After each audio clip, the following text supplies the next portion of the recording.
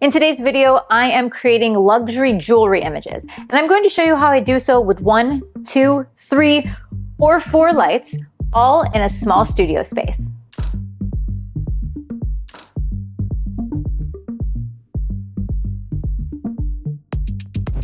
Hey everybody, Lindsay Adler here.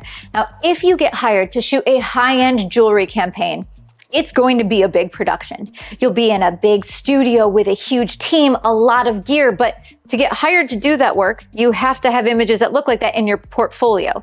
So it's kind of like a chicken and an egg situation. So what I want to actually show you is that you don't need a big studio and big gear and big production to get beautiful images that'll eventually get you hired for that work. So what I'm going to do today is we're going to create a luxury beauty and jewelry image in a small space.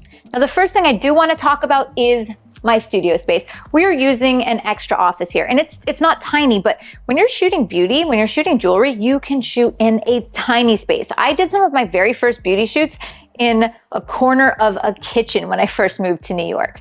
Now, the space that I have here, from side to side to where the cabinet is, it's about 9 feet in width. And from the front wall to the back wall, it's about 14 feet in depth. So it's not huge, but it's going to be more than enough. And I absolutely have done full-length fashion shoots in this space. And by the way, I have a little bit taller ceilings, but in this case, even if you had 8 feet, it would be plenty for what we're going to do. So now that we've talked about our little space here, let's talk about our lights. What I'm going to do is I'm going to start with a main light and then add a fill. Just 2 lights will give you beautiful results. But then I'll show you how a 3rd or a 4th light adds a little bit more refinement and a little bit more separation. So it all depends on the gear that you have available. Now today, for my camera gear, I'm going to be shooting with the Canon R5 Mark II. That's my go-to camera. And then on it, I'm going to shoot with the RF 24-105 2.8 lens. This is my go-to lens. But for beauty, it gets me to 105, which is really nice for like maybe head and shoulders or mid-length shots. But if I wanted to go really close for shots of the jewelry or the hand next to the face, I might switch over to my RF 70-200 2.8. Or if I'm really getting just the jewelry, maybe the RF 100mm macro. So you have to go into these shoots knowing what focal length and crops you're trying to achieve. In this case, because I want to get the length of the necklace, or maybe even some of the reflection on the plexiglass, having a little bit wider focal length is going to be perfect. Okay, so what we're going to do is I'm going to turn off all the lights, and then I'm going to build them in one by one. And we're going to start with a single main light on the left-hand side of the frame. Today's lights are a variety of ProPhoto strobes, and on our main light, we are using the Westcott Optical Spot. What this is going to allow us to do is have hard specular light that's going to cause the jewelry to sparkle. And then it has shutters that we can close to create a slice of light on the subject. By shooting on the dark black background, it's going to create something that looks rich and mysterious and luxurious and could be a standalone beauty image even with 1 light. So let's begin there. In this shot, it looks as if she is emerging from the darkness, but you still see the beautiful specularity on the jewelry. I like this, but in my opinion, to get a luxurious shot, I think you're better off with 2 strobes. You need something to separate the subject out from the background. That second strobe could be a fill to put a little more detail into the shadows. It could be a rim light to separate her out. It could be a light on the background. 2 lights is where you're going to have a little bit more flexibility. So I think that's where you should aim to shoot this type of work.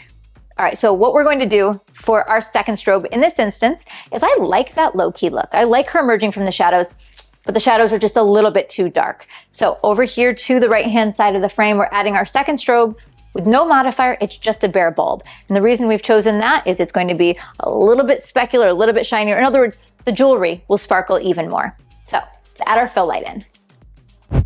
By adding the fill light, you see that there's a lot more depth to the image because there's more detail to the shadows. And I could absolutely make images that feel high-end and luxury with just 2 strobes. But if you have a 3rd strobe, that's where you can add a little bit more refinement, a little bit more separation. And with that 3rd light, it could be a hair light, could be a rim light, could be a background light, something to pop the subject out from the background. So what I'm going to do is I'm going to add my 3rd strobe. You actually see it back behind the subject. It's boomed out over her. This is a B10X Plus, which means it's battery operated. Really, really helpful so that you don't have to have cords hanging behind her. Now, what that's going to do by being behind her is it'll act like a hair light, Also a rim light, and it's going to light the top of her shoulders, maybe even her clavicles, making this beautiful separation. So let's add our third light. I think adding a third strobe makes a pretty big difference. It's just a little more separation, a little bit more refinement, which I think helps it look a little bit more luxury. So make good images with 2, I think a little bit better with 3 strobes. Do you need a 4th strobe? No, you definitely don't, but I want to show you what you could do.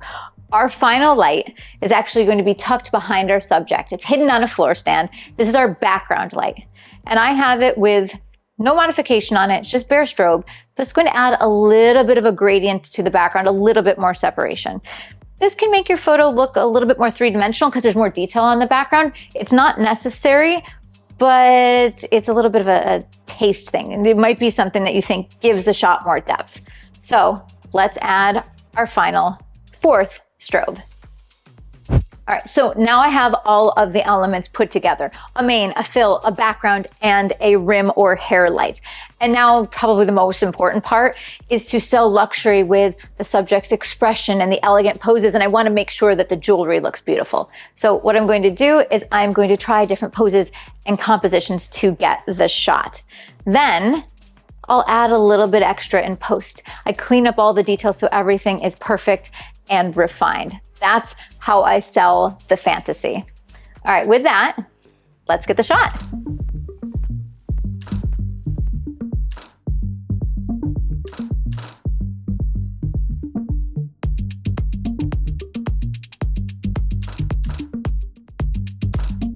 It's really important to remember that when clients go to hire you for a job, they're looking to see that you are capable of producing the images they need. So they want to see those sample images in your book, even if it's not a real client. This is why I so often do test shoots or spec shoots. I'm creating images that is the type of work that I want to be hired for. So I can put it out there into the world. I can show those clients, pitch those clients, and then get the high-end jobs, which do have big production, which does have a big budget, which is shooting in a big space. But in order to make those images, I don't need all of that fuss. In fact, I can shoot in a small space, and then I can shoot the number of lights or the amount of tools that I have available. You saw that this was possible with between 1 and 4 lights, but it also comes down to putting something that looks luxury in front of your lens. So if you want to see the gear that I use to make these beautiful images, be sure to check out the links in the description below. And as always, if you're going to pick up some of that gear, check out Adorama.com. Thanks for watching, and I'll see you next time.